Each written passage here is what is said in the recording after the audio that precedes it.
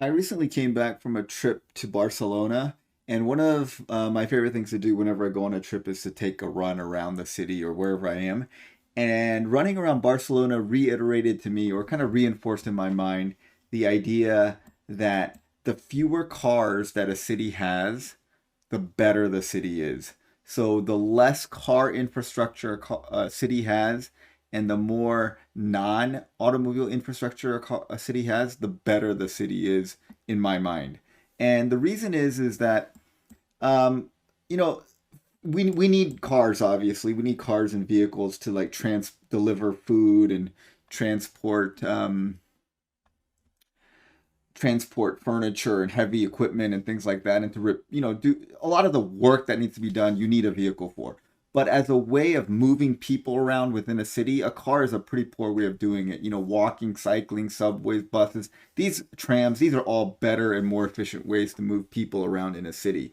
Now, cars are very good for going long distances and quickly transporting things over long distances. So outside of a city, cars are pretty useful. But inside of a city, they just cause congestion. They're slow. They're inefficient. They're just not good. So I found a lot of interesting things about Barcelona when I was there, and it's very apparent when you look at the satellite images of Barcelona that something is a little different about this city.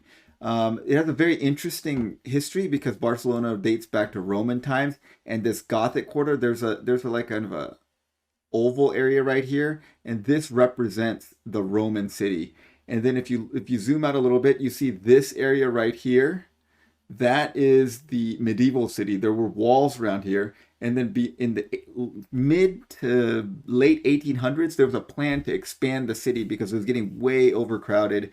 The conditions were not very sanitary. There was a lot of disease in the medieval city, and so they wanted to expand the city out to the countryside. And if you look at this part of Barcelona, it looks very different and it looks very uniform. And this is the work of a guy named Serta, who was kind of one of the fathers of modern urban planning.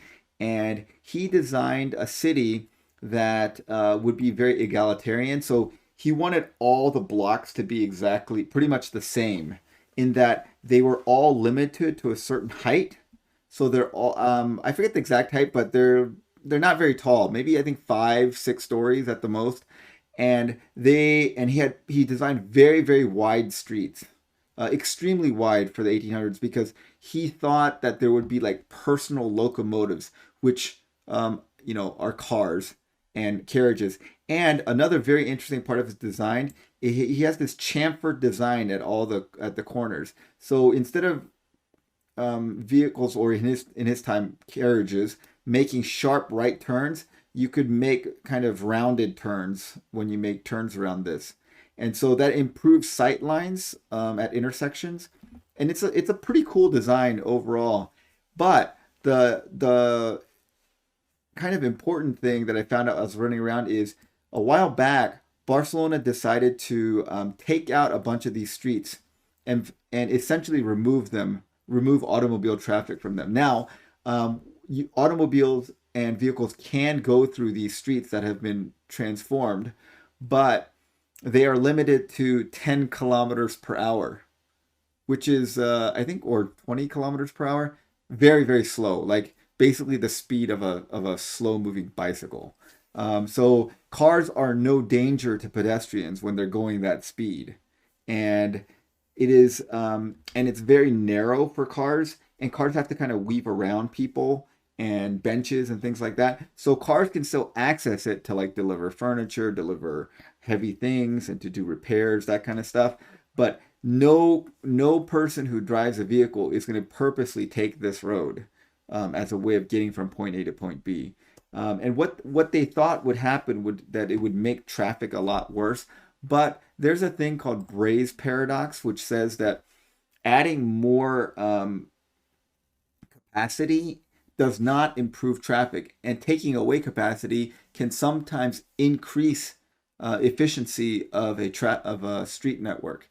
And that kind of reminded me of this other thing that happened when I visited Korea. There is a stream in Korea called Cheonggyecheon, and it used to be this it was an old stream that ran through the city, and it was kind of a little polluted. So they decided just to put an elevated highway over it, and the stream ran as this like very dirty little gutter underneath this elevated highway. And I think in the 1980s or 1990s, they took out this highway, and people threw a fit because they're like, how are you going to remove one of the major highways through our city? It's going to make traffic a nightmare. And they turned it from this into this.